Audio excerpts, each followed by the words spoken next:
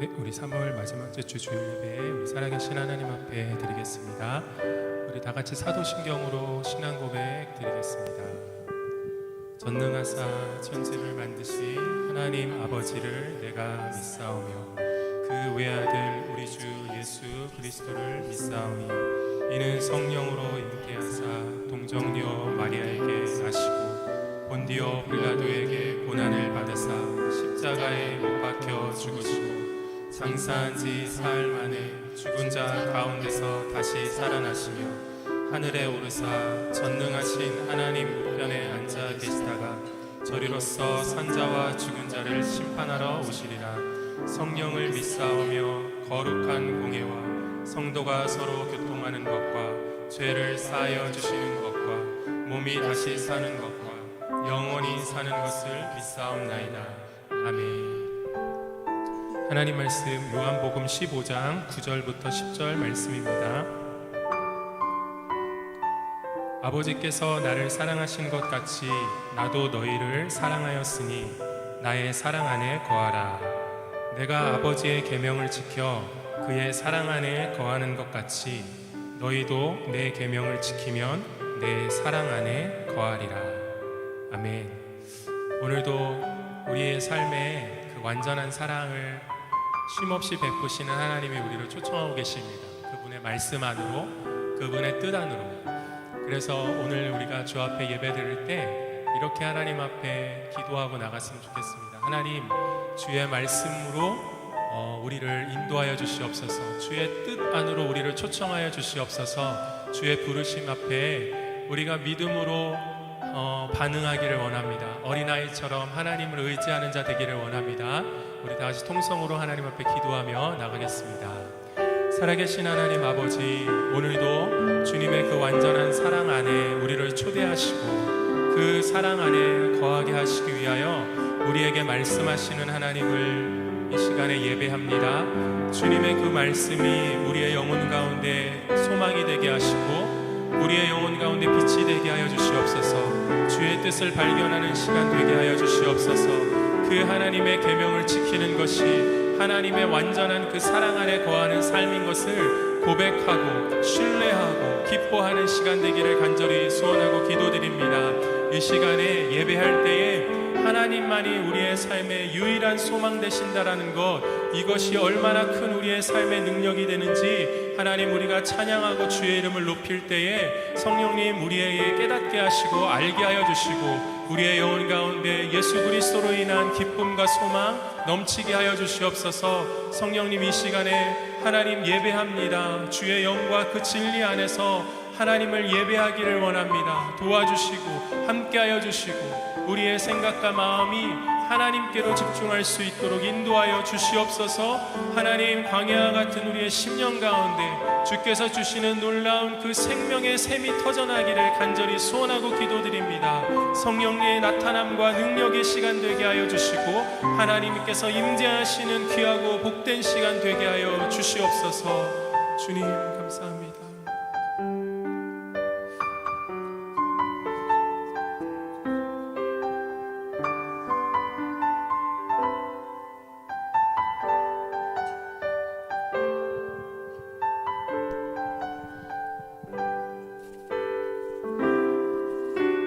우리 모두 예배하는 자 되어 온전히 영과 진리로 주를 예배하자. 주가 우리와 함께 영원히 함께 하시고 마르지 않는 샘물로 우릴 채우시리. 우리 모두 예배하는 자 되어 온전히 영과 진리로 주를 예배하자. 주가 우리와 함께 영원히 함께 하시고 마르지 않는 샘물로 우리 모두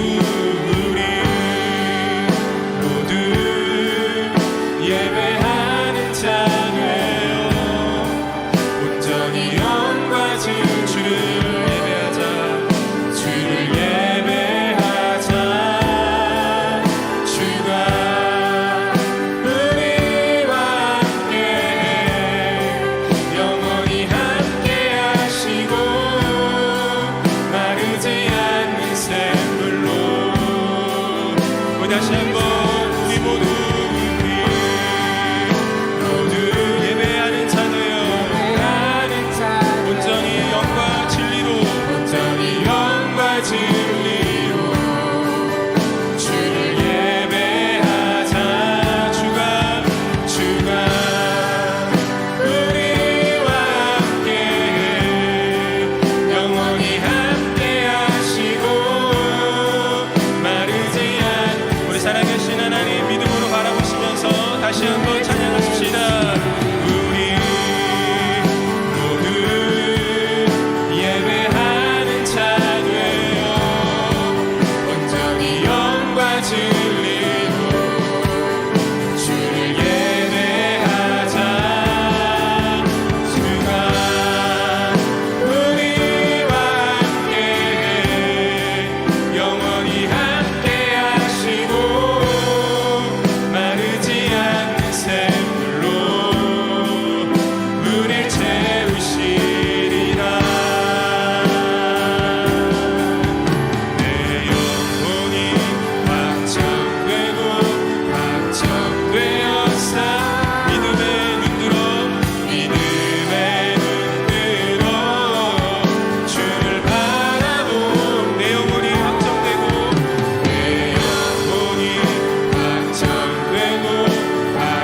확정되었사. 믿음에 눈들어 주를 바라봅니다.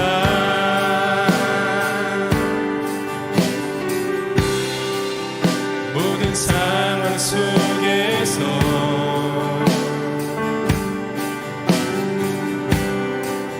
주를 찬양할지라.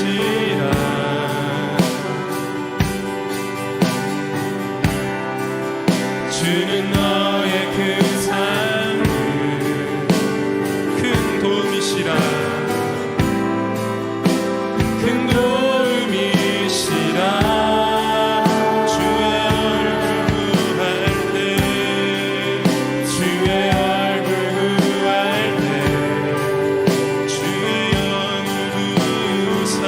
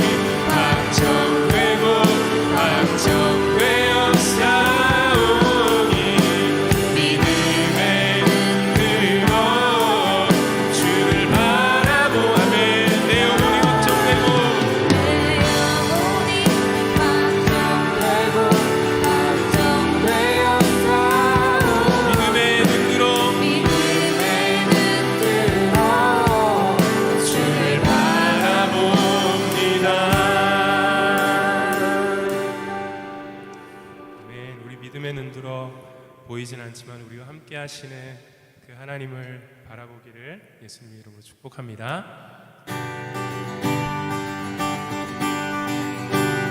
내가 매일 기쁘게 순례의 길 행함을 주의 팔이 나를 안보함이요 내가 주의 큰 복을 받는 참된 비결을 주의 영이 함께함이라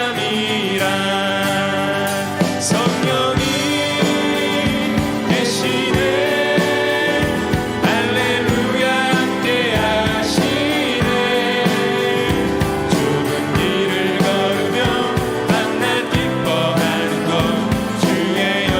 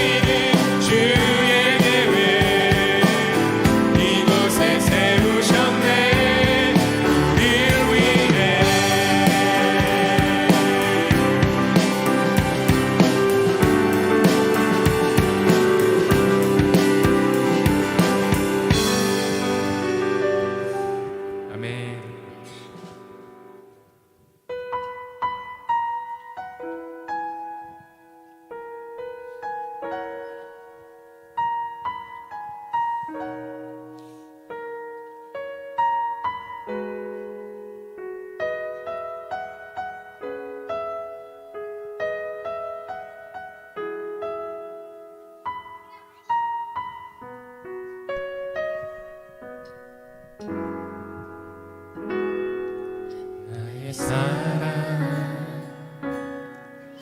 너는 어여쁘고 참 귀하다 어느 보석보다 귀하다 내가 사랑스럽지 않을 때 너를 온전히 사랑하고 너와 함께하려 내가 왔노라 주의 사랑 주의 사랑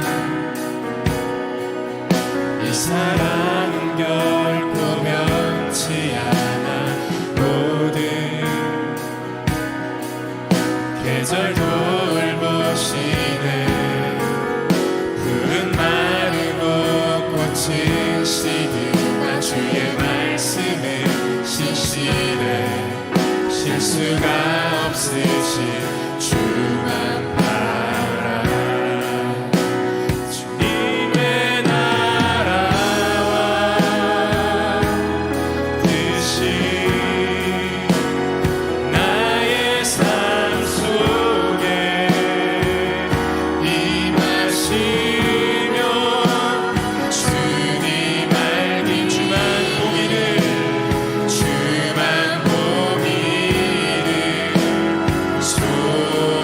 소망해 거룩히 살아갈 힘과 거룩히 살아갈 힘과 두려움 없는 믿음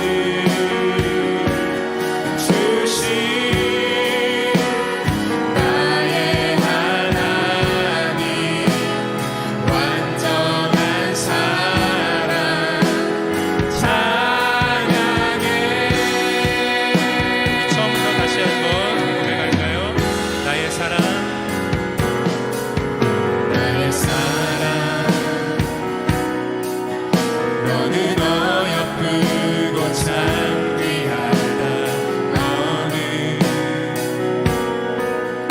보석보다 귀하다 내가 사랑스럽지 않을 때 너를 온전히 사랑하고 너와 함께하려 내가 왔노 주의 사랑 주의 사랑 이 사랑은 결코 변치 않아 모든 계절 돌보 푸른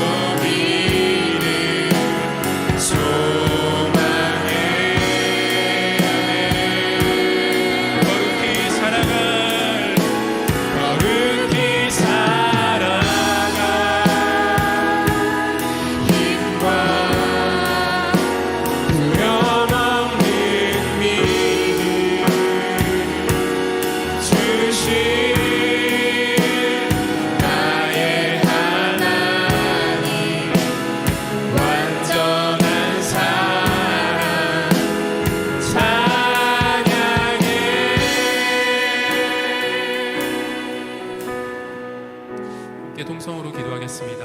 하나님, 오늘도 내 삶에 나의 계획과 나의 뜻이 꺾이고 실패한 그 자리에서 주님의 뜻이 여전히 세워져 있음을, 영원함을 보게 하여 주시고 하나님의 그 완전한 사랑을 신뢰하는 그 믿음 속에서 우리가 살 수 있는 힘과 능력을 얻는 시간 되게 하여 주시옵소서. 우리 통성으로 하나님 앞에 같이 기도하며 나가겠습니다. 살아계신 하나님, 오늘도 우리의 삶 속에 여전히 흔들리지 아니하고 여전히 쇠하지 아니하고 반드시 이루어지는 주의 그 영원하신 뜻이 있음을 이 시간에 고백하며 이 시간에 주 앞에 기도하며 나아갑니다. 나의 생각, 나의 뜻, 나의 계획이 꺾여지고 실패하고 무너진 그 자리에 주님의 영원하신 뜻과 계획이 세워지는 시간 되게 하여 주시고 주님의 그 완전한 사랑 안에서 우리를 향하여 당신의 그 거룩한 부르심으로 초청하시는 그 하나님 앞에 두려움 없는 어린아이 같은 믿음으로 신뢰함으로 주 앞에 나아가는 귀하고 복된 시간 되게 하여 주시옵소서. 우리의 영이 하나님의 음성을 듣는 시간 되게 하여 주시고 성령님, 주님의 그 말씀이 우리의 귓가에 주님의 그 음성이 우리의 심령 가운데 새겨지는 시간 되게 하여 주시옵소서. 주님 찬양합니다. 감사드리며 살아계신 예수 그리스도의 이름으로 기도드립니다. 아멘.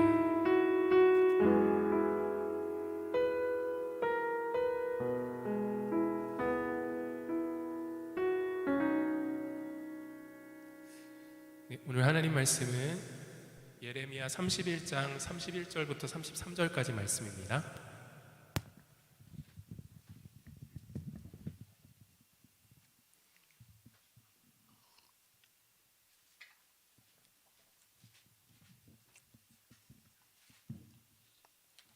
예레미야 31장 31절부터 33절까지 말씀.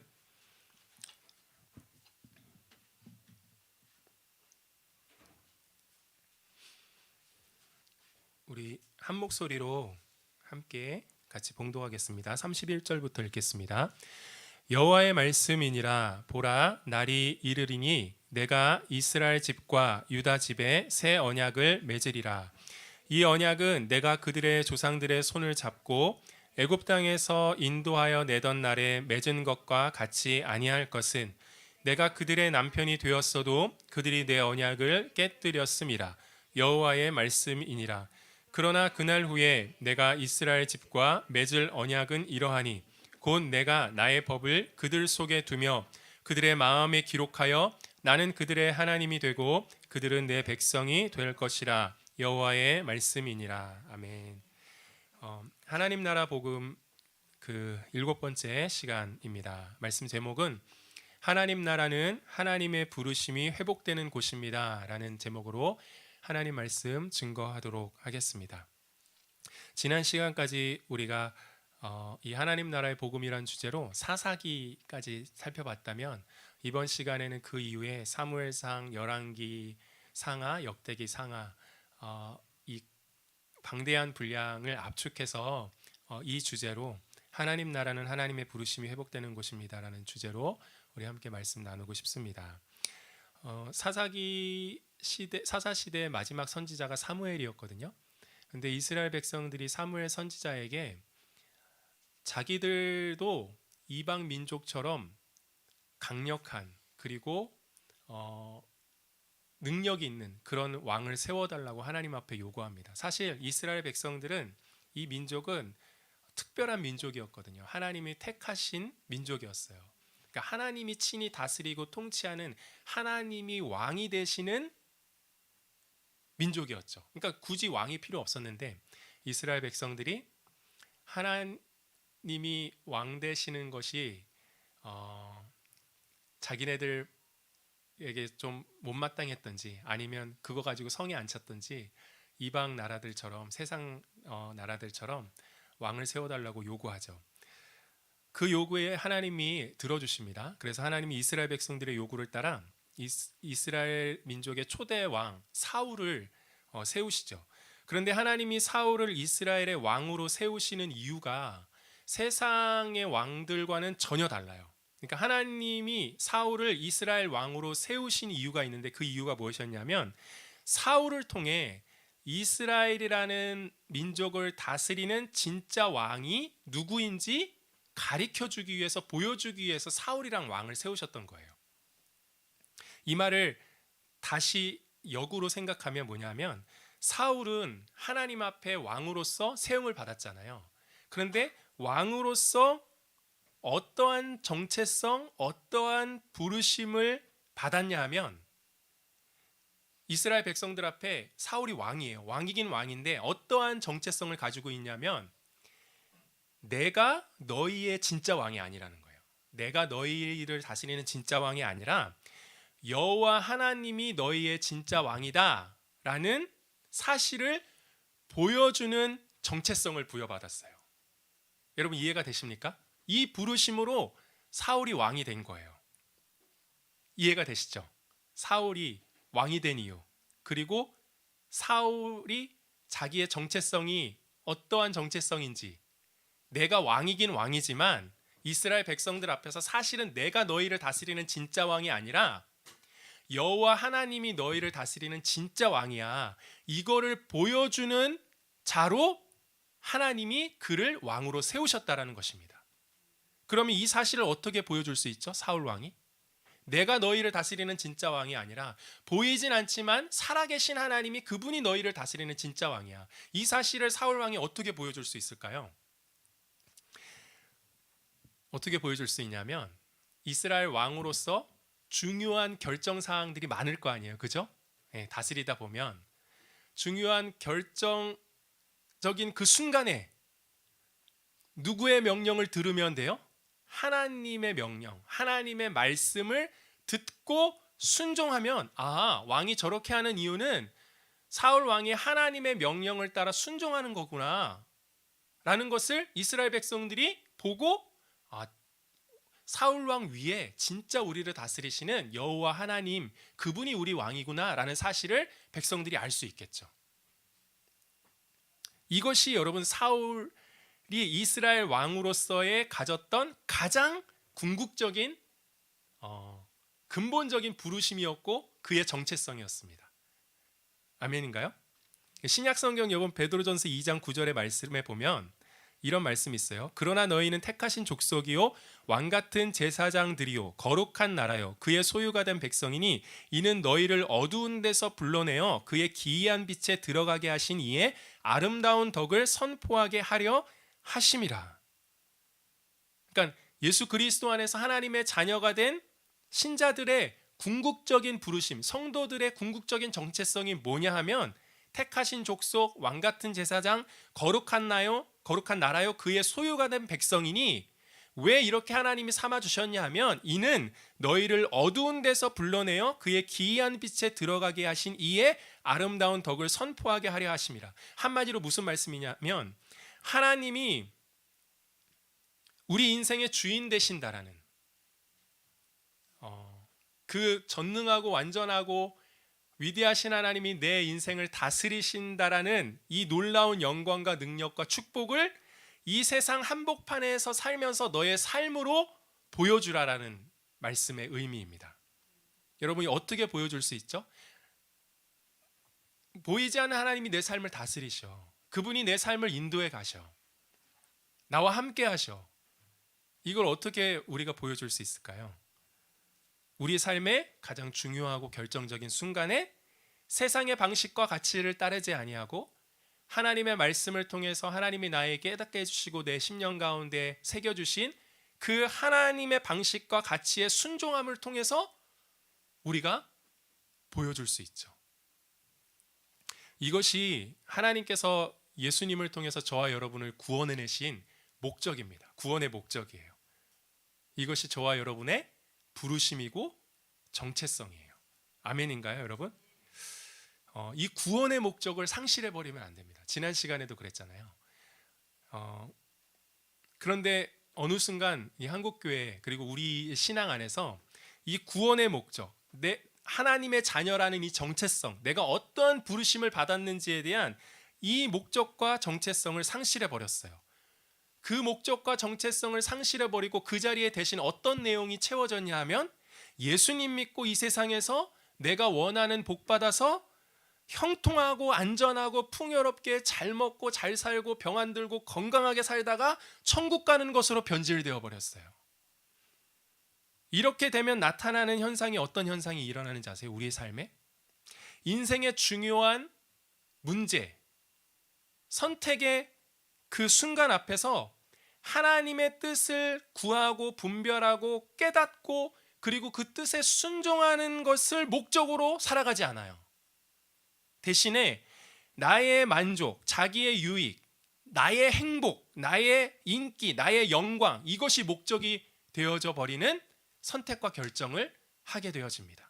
어떨 때요? 저와 여러분이 하나님이 우리를 구원하신 구원의 목적을 잃어버릴 때, 우리의 정체성을 망각할 때 이러한 현상이 나타난다라는 것입니다.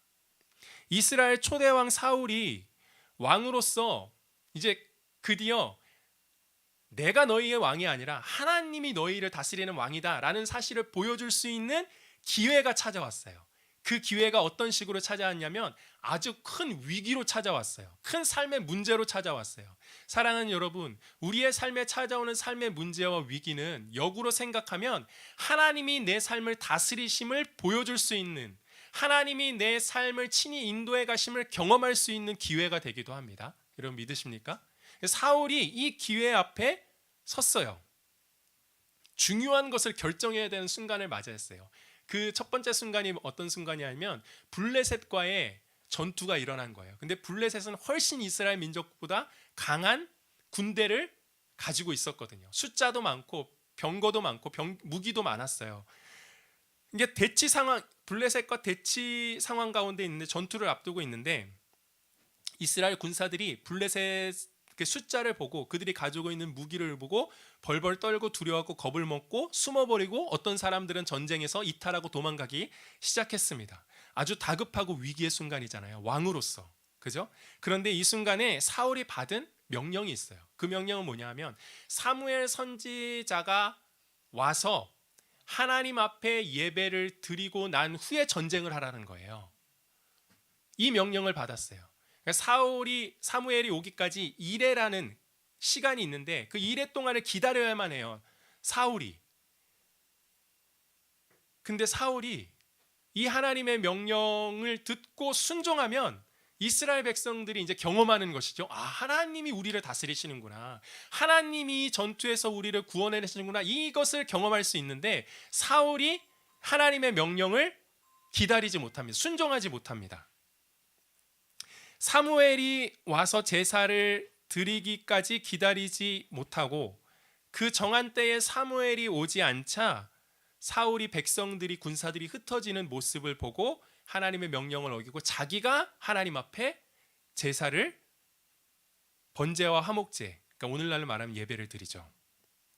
그러니까 한마디로 하나님의 명령을 따르는 것보다 자신의 왕권을 스스로 지키는 것이 더 사울에게는 중요했던 것이죠. 두 번째 중요한 또 순간이 나타나요. 위기의 순간. 그 어떤 순간이냐면 하나님이 사무엘 선지자를 통해 사울에게 아말렉이라는 아주 악독하고 아주 잔인한 그 민족을 하나님이 진멸시키라고 그래요. 그러니까 하나님의 심판을 대신 행하라는 것이죠.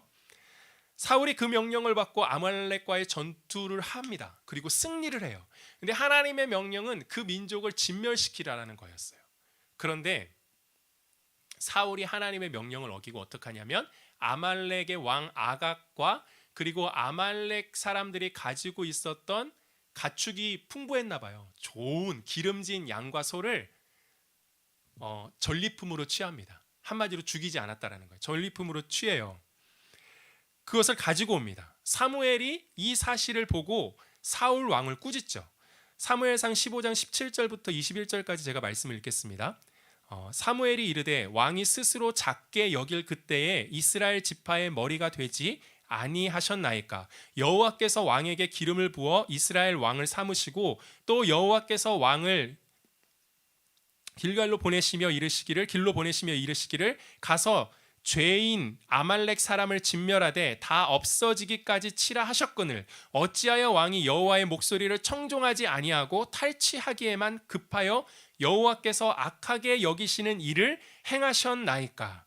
사울이 사무에게 이르되 나는 실로 여호와의 목소리를 청종하여 여호와께서 보내신 길로 가서 아말렉 왕 아각을 끌어왔고 아말렉 사람을 진멸하였으나 다만 여기 잘 들어보세요. 백성이 그 마땅히 멸할 것 중에서 가장 좋은 것으로 길갈에서 당신의 하나님 여호와께 제사하려고 양과 소를 끌어왔나이다 하는지라. 사울은 하나님의 명령을 알았어요. 아말렉과의 전투에서 다 진멸시켜라. 그런데 어떻게 해요? 백성들이 사울 왕에게 얘기하는 거예요. 저기 저 좋은 가축을 가지고 하나님 앞에 제사 드리면 얼마나 좋겠냐고. 그런데 그거는 포장이었죠. 사실은 자기네들이 다 갖고 싶은 거였죠.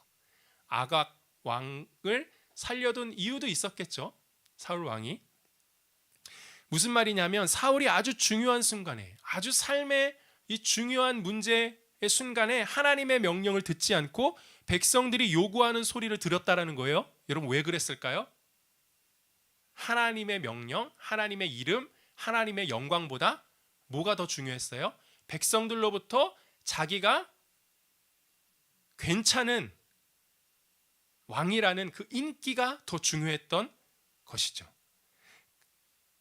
왕으로서의 부르심, 정체성 잃어버린 것이죠. 그죠? 하나님이 그를 세운 이유. 이때 사무엘 선지자가 사울에게 이렇게 말합니다. 22절 사무엘이 이르되 여호와께서 번제와 다른 제사를 그의 목소리를 청종하는 것을 좋아하심 같이 좋아하시겠나이까. 순종이 제사보다 낫고 듣는 것이 순양의 기름보다 나으니. 하나님이 사울에게 명하신 그에게 부여해 주신 역할은 뭐냐 하면 이스라엘을 막 부강한 나라로 만들어라. 막 네가 정치를 잘해서 경제를 잘 살려서 이스라엘을 잘 먹고 잘 살게 하라. 이게 아니었어요. 내가 이 백성을 다스린다는 사실을 네가 백성의 대표로서 이 백성 앞에서 보여주라. 어떻게? 나의 명령에 결정적인 중요한 순간에, 위기와 문제의 순간에 나의 명령에 순종해라.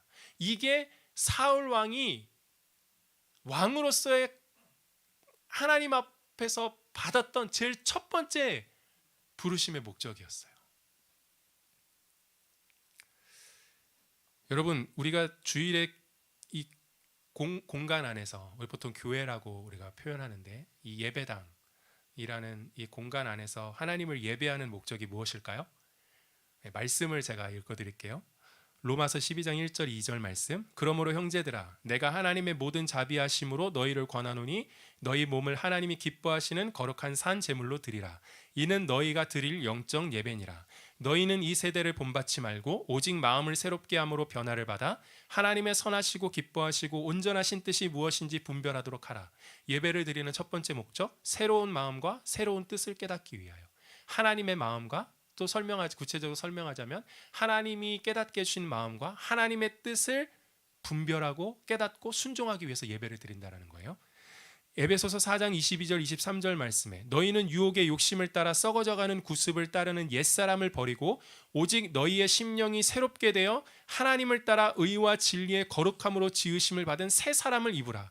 정리하자면 하나님을 예배하는 목적, 내가 너희에게 부어준 새로운 정체성을 가져라. 하나님을 따라 의와 진리의 거룩함으로 지으심을 받은 새 사람을 입으라. 너희들이 이전에 가지고 있었던, 너희들 스스로 가지고 있었던 정체성, 옛사람, 욕심을 따라 구습을 따르는 그 정체성 버리고 새로운 정체성, 내가 너희에게 부여해준 새로운 정체성, 그것을 가져라. 이것을 위해서 예배한다라는 거예요. 갈라디아서 5장 16절 말씀. 내가 이르노니 너희는 성령을 따라 행하라. 그리하면 육체의 욕심을 이루지 아니하리라. 새로운 방식을 배우기 위해서 예배하는 거예요. 성령을 따라 사는 삶.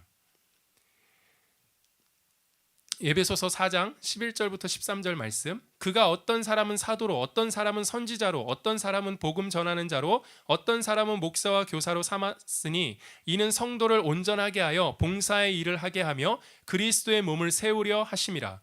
우리가 다 하나님의 아들을 믿는 것과 아는 일에 하나가 되어 온전한 사람을 이루어 그리스도의 장성한 분량이 충만한 데까지 이르리니. 우리가 예배하는 목적은 그리스도의 장성한 분량에까지 이르기 위해서 예배하는 거예요. 한마디로 예수 그리스도를 점점 더 닮아가기 위해서 예배하는 거예요. 새로운 비전, 목표를 위해서 예배한다는 것이죠. 아멘인가요, 여러분? 예배하는 목적, 새로운 마음 가지고 새로운 뜻을 깨닫고 순종하기 위해, 새로운 정체성을 가지고 새로운 삶의 방식으로 살아가기 위해, 새로운 비전, 새로운 목표를 향해 나아가기 위해 우리가 예배한다라는 것입니다. 이것이 우리가 예배드리는 목적이에요. 여러분, 우리가 예배할 때 성령님께서 우리 가운데 역사하시고 우리가 은혜 입었다라는 증거를 우리가 어떻게 알 수 있을까요? 감정적으로 뭐 눈물 흘리고 막 웃고 떠들고 기분 좋고 마음이 흡족하고, 물론 그것도 은혜의 증거가 될 수 있겠죠. 그렇지만 그것만 가지고 있으면 속을 수 있어요. 우리의 감정에 속을 수 있어요. 우리가 성령님을 통해서 하나님의 은혜 받았다라는 증거가 여러 가지가 있지만, 이 말씀을 통해서 우리가 확인할 수 있는 분명한 한 가지는 뭐냐면, 성령님께서 우리 안에 새로운 생각, 새로운 세계관을 심어주세요. 이 말은 뭐냐 하면, 우리가 이 세상에 살다 보면 어느 순간 내 인생의 중요한 문제가 내가 원하는 식으로 해결되는 것이 가장 최선의 결과라고 우리는 그렇게 생각하죠. 이것을 조금 쉽게 표현하자면 해결의 세계관이에요. 내 삶의 문제가 내가 원하는 식대로 해결되는 것이 내 인생의 가장 최선의 결과이다. 세상의 사고방식, 세상의 세계관은 이 세계관이에요. 맞나요, 여러분? 해결의 세계관이에요. 내가 원하는 대로, 내가 바라는 대로 해결되어져야 돼요. 그런데 하나님은 예배 가운데 우리에게 이 해결의 세계관이 아닌 다른 세계관을 허락하시는데, 그것은 뭐냐면 우리의 삶의 문제 가운데 하나님의 뜻을 분별하고 행하고 순종하는, 따르는 그 순종의 세계관으로 우리를 초청하십니다. 해결의 세계관에서 살면 어떻게 살아요? 사울처럼 살아요. 하나님의 말씀, 하나님의 뜻보다는 문제가 내가 원하는 식대로 빨리 해결되는, 그래서 하나님이 나를 구원해 주신 그 정체성, 그 목적을 잃어버리고 살아가게 되어지는 것이죠. 예배를 통해 은혜 받으면 가장 먼저 나타나는 증거가 이거예요. 내 삶의 문제 속에서 이제는 단순히 해결만을 위해서 기도하는 것이 아니라, 하나님, 이 문제 속에서, 이 상황 속에서 하나님의 뜻을 내가 배울 게 있다면 가르쳐 주시옵소서, 분별하게 하여 주시옵소서, 그리고 그 뜻을 행할 수 있도록 나에게 믿음을 주시옵소서 라는 순종의 세계관으로 우리의 마음이 변화된다는 것입니다. 아멘인가요, 여러분?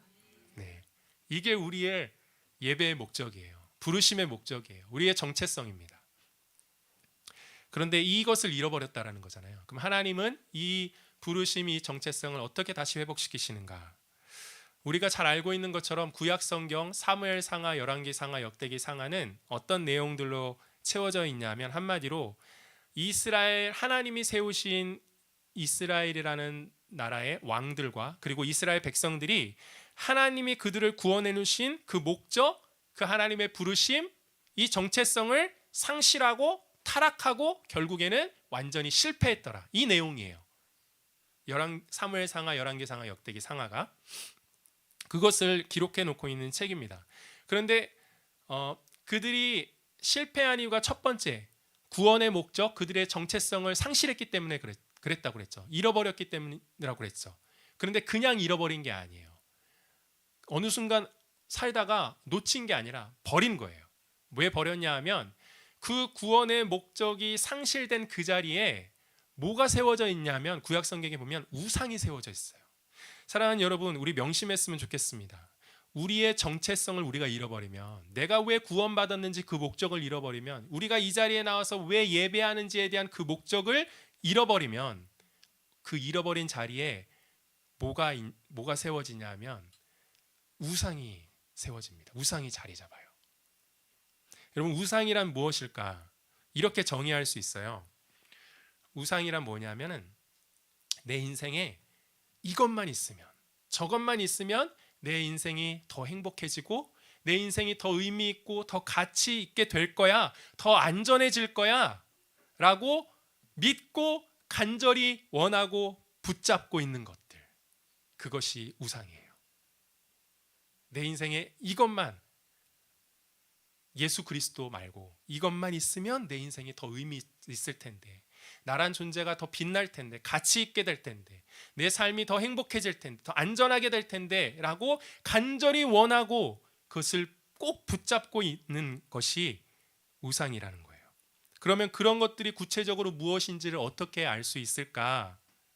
여러분, 한번 생각해 보세요.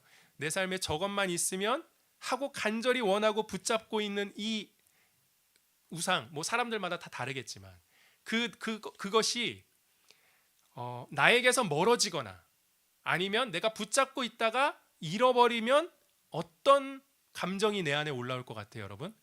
어떤 감정이 올라오냐면 주체할 수 없는 불안과 그리고 분노와 낙심이라는 감정이 올라와서 거기에 사로잡혀 버려요. 이해가 되시죠? 하나님이 아닌, 내가 예수 그리스도 복음이 아닌 내가 무언가 내 삶에 가장 중요하다고 생각했던 것을 강하게 간절히 원하면 원할수록, 그것을 강하게 붙들고 있으면 붙들고 있을수록, 만약에 우리의 삶 가운데 이것이 내 삶 가운데 점점 멀어지면 멀어질수록, 혹은 내가 붙들고 있었던 것들이 어떤 이유에서든지 그것을 놓치거나 잃어버렸을 때 우리의 삶은 완전히 그것과 함께 무너집니다. 그리고 무너지면서 동시에 불안과 분노와 낙심으로 사로잡히게 되는 것이죠. 왜냐하면 뭐 당연하죠. 내 인생이 거기에 다 달려 있었다라고 내가 믿었기 때문이에요. 우상이 지배하는 마음 안에는 어떤 메시지가 있냐면, 너 이거 없으면 너 인생은 끝장나 라는 메시지가 새겨져 있어요. 그런데 여러분, 성경이 얘기하고 있는, 하나님이 우리에게 들려주시는 예수 그리스도의 복음은 그렇지 않아요. 복음은 뭐냐면 하나님이 너의 인생의 주인이시라는 거예요. 그분이 너의 인생을 지으시고 다스리시고 인도해 가시는 분이라는 메시지예요. 그러므로 복음을 믿고 있으면, 이 하나님을 내가 믿고 있으면, 내가 원하는 것을 얻지 못하고 심지어 내가 원하는 것을 잃어버리고 빼앗긴다 할지라도 그것 때문에 내 인생이 끝나지 않는다라는 사실을 알아요. 왜냐하면 여전히 그 모든 상황을 통치하시고 다스리시는 그 전능하신 그 하나님이 내 생명의 주인이고 나를 구원하시고 나를 인도하신다라는 그 확신이 내 안에 새겨져 있기 때문에 그렇습니다.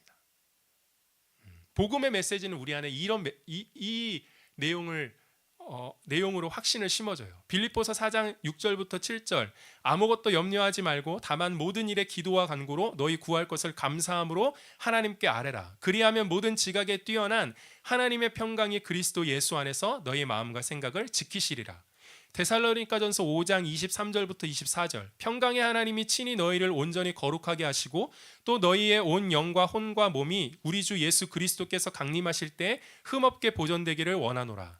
너희를 부르시는 이는 미쁘시니 그가 또한 이루시리라. 로마서 8장 32절, 자기 아들을 아끼지 아니하시고 우리 모든 사람을 위하여 내주신 이가 어찌 그 아들과 함께 모든 것을 우리에게 주시지 아니하겠느냐. 아멘. 복음은 언제나 우리의 마음 가운데, 너 이거 잃어버리면, 너 저거 놓치면, 너 이번 기회 이 기회 잃어버리면 넌 이제 안 된다, 너의 인생 어려워질, 이게 아니라 실패해도 잃어버려도 넘어져도 놓쳤어도 원하는 것을 이루어지지 않았어도 복음은 언제나 우리에게 어떤 걸 심어줘요? 살아계신 하나님이 너의 인생의 주인이다, 너의 생명의 구원이다. 그러니까 참 소망과 확신과 평안이 복음을 통해서만 우리에게 올 수 있는 거예요. 사랑하는 여러분, 우리가 하나님 앞에 나아갈 때 거룩하신 성령님께서 진리의 빛으로 우리의 마음을 사로잡고 있는 우상의 내용들이 무엇인지 보여주십니다. 그리고 그 거짓되고 왜곡된 메시지에 속지 말라고 하시죠. 그 일 때문에 네 삶이 망하지 않는다라는 거예요. 그 사람 때문에 네 인생이 무너지지 않는다라는 거예요. 내가 너의 하나님이고 너는 나의 백성이다. 내가 너의 구원자다. 이 말씀을 해주십니다. 그런데 이 하나님의 이 부르심, 이 부르심이 언제 우리의 심령 가운데 들리고 이것이 믿어지느냐 하면은 우리의 마음이 가난해졌을 때, 그러니까 한마디로 나의 연약함과 나의 한계와 나의 무능함 때문에 내 삶이 힘들고 어려워지고 그런 마음이 가난해지잖아요. 그럴 때 이 하나님의 부르심이 정확하게 들린다라는 것입니다. 저와 여러분이 아는 것처럼 이스라엘 왕들과 백성들의 역사가 완전한 실패로 끝나잖아요. 무엇에 대한 완전한 실패였죠? 하나님이 자신들을 구원해 주신 그 구원의 목적에 대한 실패였죠. 예. 하나님의 부르심에 대한 완전한 실패였습니다. 그래서 그들이 하나님으로부터 징계를 받고 북이스라엘이라는 나라는 아수르에 의해서 멸망당하고 남유다라는 나라는 바벨론에 의해서 멸망당해요. 이스라엘이라는 한 나라가 있다가 솔로몬 시대 솔로몬 이후에 나라가 두 동강이 나거든요. 북이스라엘과 남유다. 그런데 북이스라엘은 아수르라는 이방 민족에 의해서 처참하게 짓밟히고 멸망당하고, 남유다는 바벨론이라는 제국에 완전히 멸망당하고 몇몇 사람들이 포로로 끌려갑니다. 비참하죠. 하나님의 백성이 그렇게 됐다라는 거예요. 왜 그렇게 됐어요? 하나님의 구원의 목적을 버려버리고 우상을 섬겼기 때문에 그래요.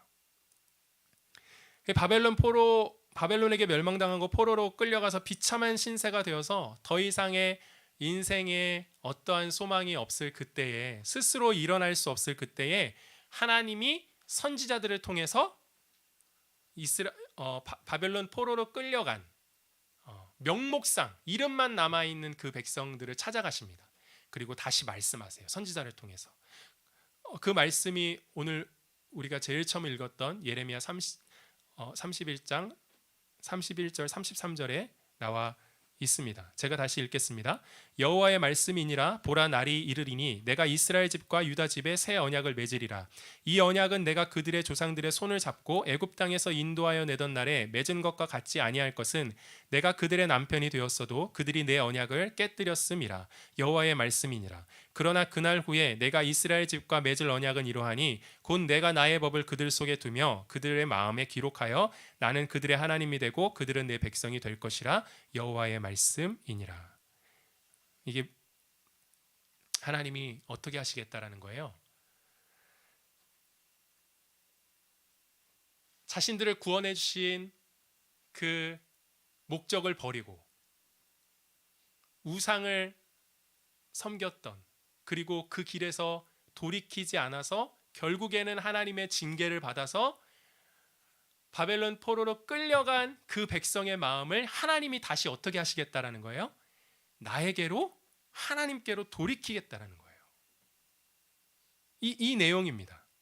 그들의 마음의 중심을 변화시켜서, 그러니까 중심의 변화가 어떤 변화냐면 하나님의 말씀을 그들의 심령 가운데 새기겠다라는 거예요.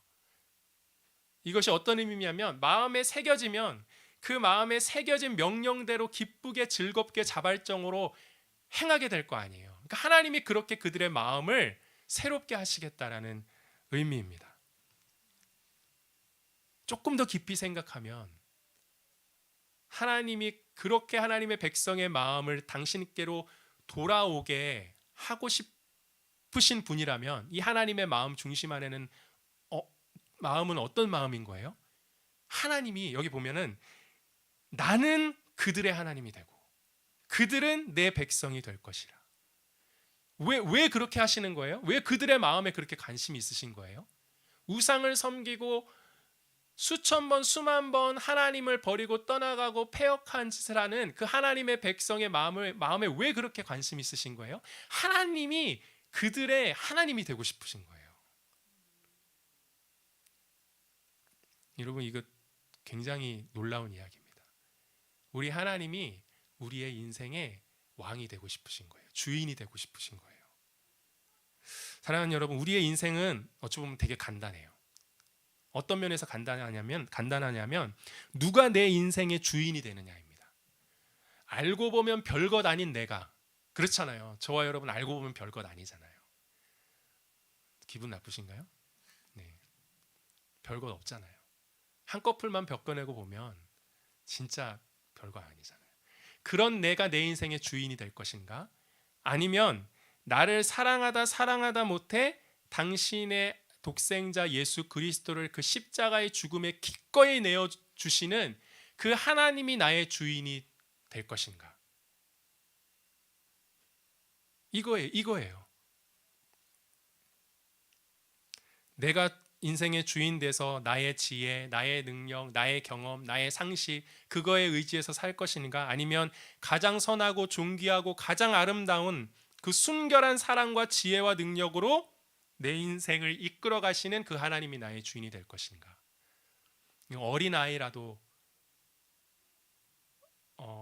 한글을 못 깨우친 어린아이라도 뭘 택하겠어요, 여러분? 하나님을 택하겠죠. 그런데 우리는 하나님이 내 인생의 주인 되고 왕 되시는 것을 우리의 본성으로 거부해요. 우리의 죄된 본성이 그래요. 그리고 예수를 믿고 거듭나도 이 얘기를 그렇게 기뻐하지 않아요. 뭐 하나님이 뭐 축복 주신다, 뭐 하나님이 원하는 선물 안겨 주신다, 그러면 그건 그렇게 좋아하면서 선물을 주시는 하나님이 통째로 우리의 삶의 안에 들어와서 사시겠대. 주인 되어 주시겠대. 그러면 그거는 썩 부담스럽고, 그죠? 예. 선물을 안겨주시는 건 좋지만 선물 없이 그냥 오시겠다? 이거는 조금 그렇잖아요, 그죠? 예. 왜 그러냐 하면 우리가 하나님을 되게 신뢰하지 못해요. 그분이 우리를 사랑하신다라는 걸 우리가 잘 신뢰하지 못해요. 그렇기 때문에 두려운 거예요. 혹시 내가 하나님 앞에 내 인생 맡겨드리면 이거 힘들어질 텐데, 막 이런 생각이 있잖아요. 예. 괜히 순종했다가 골로 가는 거 아니야, 막 이런 마음들. 그런데 여러분, 하나님의 명령, 하나님의 그 우리를 향한 그 말씀은 무엇을 근거하고 있냐면 십자가의 사랑을 근거하고 있어요. 아멘인가요? 십자가에서 아들 내어주신 그 사랑의 마음으로 우리에게 명령하시는 거예요. 우리에게 말씀하시는 거예요. 하나님의 뜻을 알려주시는 거예요. 그러니까 때로는 나의 생각과 나의 뜻과 하나님의 뜻이 부딪히고, 때로는 그 뜻이 나에게 어렵고 힘겹고 버거워도 우리가 기억해야 됩니다. 하나님의 뜻은 다른 말로 하면 그분의 사랑으로 우리를 초대하시는 거예요. 그분의 사랑 안으로 우리를 부르시는 것입니다. 한마디로 사랑의 음성이라는 거예요. 너 이거 해, 아니면 너 복 못 받아, 이게 아닌 거예요. 자꾸 복에만 이게 초점이 가 있으니까, 복에만 초점이 가 있으면 신앙생활이 율법적이 되어져요. 조건과 결과, 내가 이것을 행하면 복 받고 이것을 행하지 못하면 복 못 받고, 내가 헌금을 열심히 잘하면 복 주고 헌금을 열심히 못하면 복 못 받고. 여러분, 이거 기독교 아니거든요.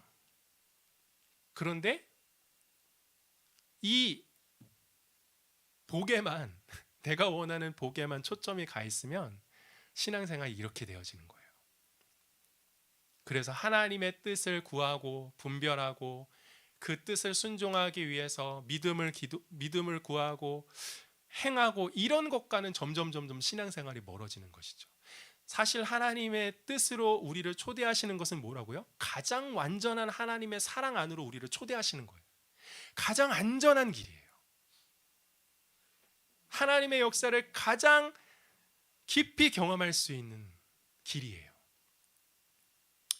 그러한 하나님의 부르심이 우리의 삶 가운데 회복될 줄 믿습니다.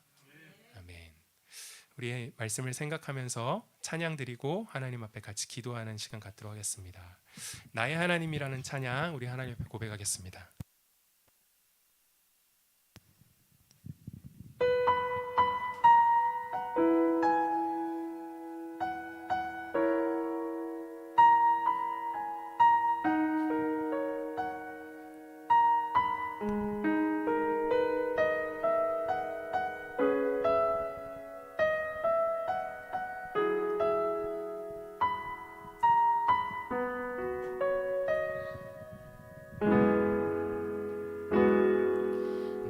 사랑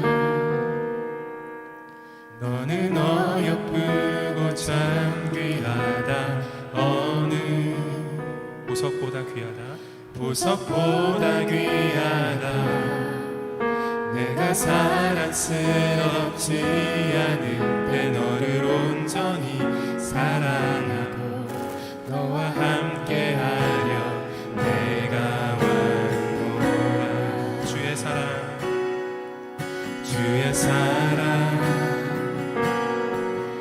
이 사랑은 결코 변치 않아 모든 계절 돌보시네 계절 돌보시네 푸른 마르고 꽃은 시든다 주의 말씀은 신실해 실수가 없으신 주만 바라라 주님의 나라와 뜻이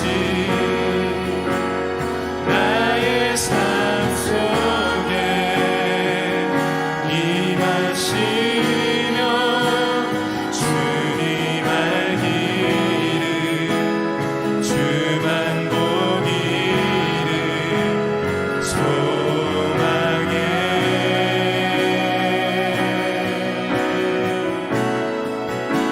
거룩히 살아갈 힘과 두려움없는 믿음 주신 나의 하나님 완전한 사랑 찬양해 주님의 나라와 뜻이 주님의 나라와 뜻이 나의 삶 속에 나의 삶 속에 임하시며 주님 알기를 주님 알기 주만 보기를 소망해 거룩히 살아갈 힘과 거룩히 살아갈 힘과 두려움없는 믿음 주신 나의 하나님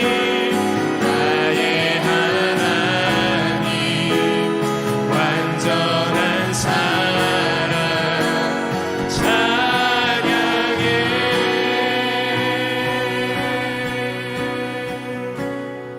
이 시간에 함께 말씀을 생각하면서 기도했으면 좋겠습니다. 여러분의 마음과 생각 가운데 들었던 말씀 중에 생각나고 붙잡은 말씀이 있다면 그 말씀의 내용 붙잡고 이 시간에 같이 기도했으면 좋겠습니다. 하나님이 우리를 구원해 주신 목적 저와 여러분 잊지 않았으면 좋겠습니다. 세상에서 잘 먹고 잘 살고 형통하고 풍요롭고 그렇게 살다가 천국 가라고 우리를 구원해 주신 목적이 아니라 이 땅 가운데서 하나님이 내 삶을 다스리신다라는 것, 그 하나님의 다스림과 그 영광을 증거하라고. 어떻게 증거한다고요? 하나님의 뜻을 분별하고 깨닫고 그 뜻을 쫓아 행하라고 우리를 구원해 주시고 불러주셨다라는 거예요. 우리가 이 구원의 목적 잃어버리지 않기를 원합니다. 이 구원의 목적 잃어버렸다라면 하나님 다시 이스라엘 백성들을 다시 부르신 그 하나님의 부르심을 하나님 내 영혼이 다시 듣기를 원합니다. 그 어떠한 것 때문에 내 인생이 실패로 끝나지 않습니다. 불안하고 두렵고 화나고 낙심되었던 내용들, 그 삶의 자리 가운데 제가 하나님의 부르심을 듣기를 원합니다. 나는 너의 하나님이 되고 너는 나의 백성이 되리라. 나는 너의 하나님이 되고 너는 나의 백성이 되리라. 이 하나님 신뢰하는 자 되게 하시옵소서. 다 같이 통성으로 하나님 앞에 기도하며 나가겠습니다. 살아계신 하나님 아버지, 오늘도 우리에게 말씀을 통하여 우리가 하나님 안에서 구원받은 그 이유와 목적, 내 삶의 정체성, 내 인생의 부르심이 무엇인지 다시 한번 깨닫게 하여 주시니 고맙고 감사합니다. 어떻게 하면 내가 원하는 것, 내가 바라는 것, 그것을 이루고 가지고 삶의 문제를 만났을 때 어떻게 하면 내가 원하는 식대로 해결할 수 있나, 그 해결의 세계관에서 우리를 건져내어 주시고 영원하고 완전하신 그 아들까지 기꺼이 내어주신 하나님의 그 사랑 안으로 우리를 초대하시고, 그 사랑이 실제로 누릴 수 있도록 당신의 뜻을 말씀하시고 그 뜻을 행할 수 있도록 우리 가운데 믿음 허락하여 주신 주님 감사합니다. 하나님 앞에 순종하는 자 되기를 원합니다. 하나님 앞에 하나님의 뜻을 구하고 그 뜻을 따라 행하는 자 되기를 간절히 소원하고 기도드립니다. 가장 안전한 길, 가장 복된 길, 가장 기쁨과 평강과 확신이 있는 길, 흔들리지 아니하는 소망에 있는 길, 그 하나님께 우리의 연약하고 우리의 깨어지고 부서진 인생을 맡겨드리길 간절히 소원하고 기도드립니다. 하나님, 우리가 살아가는 삶의 목적, 인생의 목적, 예배하는 목적이 하나님 당신의 영광을 드러내는 것입니다. 내 삶을 하나님이 다스리시고 계신다고, 내 인생을 하나님이 인도하고 계신다고, 그것을 하나님이 내 작고 연약한 이 그릇을 통하여 나타내길 원하시는 하나님, 그래서 나에게 말씀하시는 하나님, 주 그 하나님을 의지합니다. 우리 주 예수 그리스도 내 삶의 주인임을 고백하며 하나님, 나를 다스리시고 통치하여 주시옵소서. 성령님, 내 속에서 새 일을 행하여 주시고 내 마음을 새롭게 하여 주시고 하나님, 새로운 뜻을 깨닫게 하여 주시고 새로운 방식의 삶으로 걸어가게 하여 주시고 새로운 비전을 갖게 하여 주시옵소서. 새로운 정체성으로 살아갈 수 있도록 주님 인도하여 주시옵소서. 보이진 않지만 우리의 삶을 이끌어 가시는 하나님을 찬양하며 나아갑니다. 우리의 계획과 뜻이 꺾여지고 무너진 그 자리 가운데 주의 뜻이 여전히 진행되고 있음을 고백하며 나아갑니다. 신실하신 하나님 의지하며 나아갑니다. 내가 내 인생의 주인 되지 않게 하여 주시고 나를 사랑하시고 나보다 나를 더 깊이 이해하시고 알고 계시는, 나를 너무나도 사랑하시는 그 하나님의 사랑, 그 하나님이 내 삶의 주인이심을 고백할 수 있는 이 담대한 믿음으로 서게 하여 주시옵소서. 주님 찬양합니다. 주님 의지합니다. 모든 불안함과 두려웠던 마음들, 하나님 아닌 다른 헛된 것 바라보고 붙들고 있었기 때문에 낙심하고 절망하고 분노했던 심령들 주 앞에 내려놓습니다. 주님을 찬양합니다. 하나님 의지합니다. 하나님 바라봅니다. 성령님 인도하시고 역사하여 주시옵소서. 오 하나님 의지합니다. 주님 의지합니다. 주님 말씀으로 인도하여 주시옵소서. 사랑하는 주님, 고맙고 감사합니다. 작고 연약하고 한계와 연약함과 무능함으로 가득한 내가 내 인생의 주인 되지 않게 하시고 나를 사랑하시고 나를 구원하시기 위하여 당신의 모든 생명 그 아들 예수 그리스도를 십자가의 죽음에 기꺼이 내어 주시는 그 하나님이 내 인생의 주인 되는 그 복된 삶 살게 하여 주시옵소서. 주님, 기꺼이 내 삶을 주님께 의탁하고 맡겨드립니다. 나를 다스리시고 인도하여 주시옵소서. 우리의 삶의 문제와 중요한 선택의 순간 앞에서 주님, 해결의 세계관이 아니라 순종의 세계관으로 살아갈 수 있는 자들 되게 하여 주시옵소서. 우리가 드리는 예배의 목적, 우리가 살아가는 이 땅의 인생의 목적이, 제일 첫 번째 목적이 하나님이 나와 함께하고 계심을, 그 하나님의 영광을 내 작은 삶을 통하여 나타내는 것입니다. 내 작은 순종의 걸음을 통하여 살아계신 하나님이 나와 함께 하신다는 걸 증거하는 것입니다. 이 구원의 목적, 이 정체성 잃어버리지 않게 하여 주시고, 혹 잃어버렸다라면 하나님 다시 우리를 향하여 부르고 계시는 그 주의 음성 앞에 우리가 믿음으로 반응하게 하여 주시옵소서. 나는 너의 하나님이고 너는 나의 백성이다. 아멘입니다. 주님, 하나님 우리의 하나님이십니다. 나의 하나님 찬양합니다. 감사드리며 살아계신 예수 그리스도의 이름으로 기도드립니다. 아멘.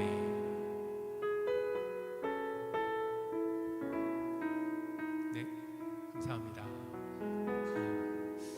오늘 저희 교회 첫 이제 방문해주신 부부가 있는데, 우리 이윤구 형제님하고 정소희 자매님인데, 그 여의도에서 알고 교제를 지나가 제가 두 분 결혼식 할 때 이렇게 주례를 했거든요. 그래서 또 뜻깊고 또 새롭고 만나서 방문해 주셨는데 우리 환영의 박수. 네. 너무 감사합니다. 네.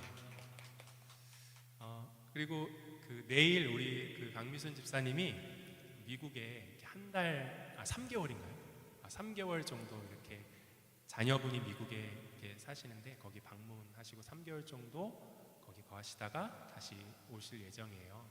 그래서 3개월 동안 우리 이제 함께 주일 예배 이렇게 드리다가 당분간은 좀 아쉽지만 못 뵐 텐데 있으시는 동안 미국에서 건강하게 또 기쁘게 또 손자 손녀들과 행복하고 즐겁게 잘 생활하시도록 우리 생각나시면 좀 기도해 주셨으면 좋겠습니다.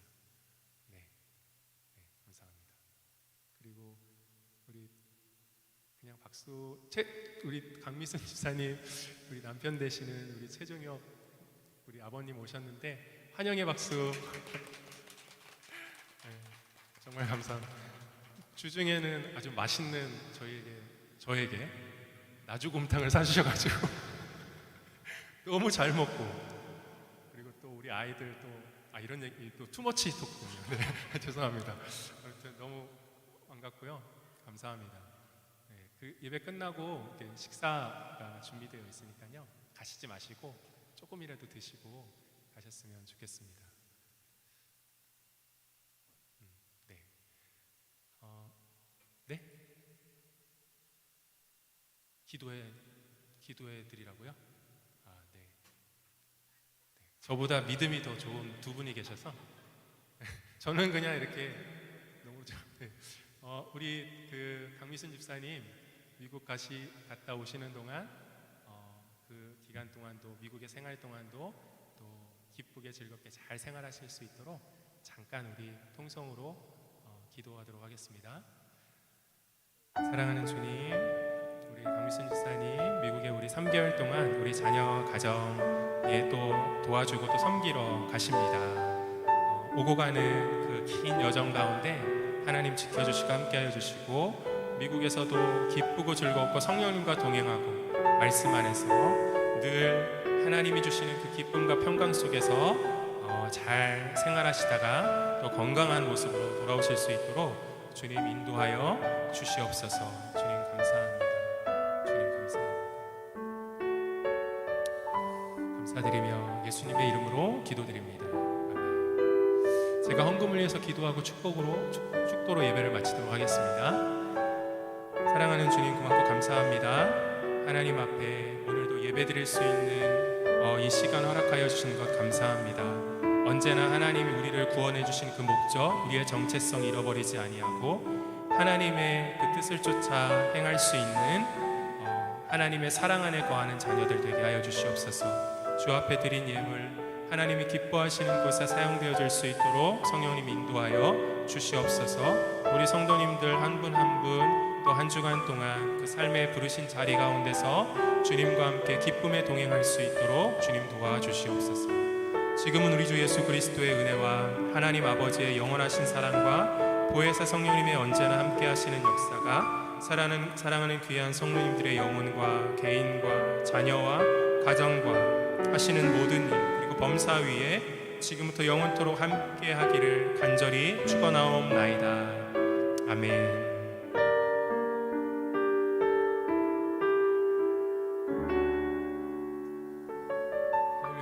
살아계신 하나님께 모든 감사와 영광의 박수 올려드리겠습니다.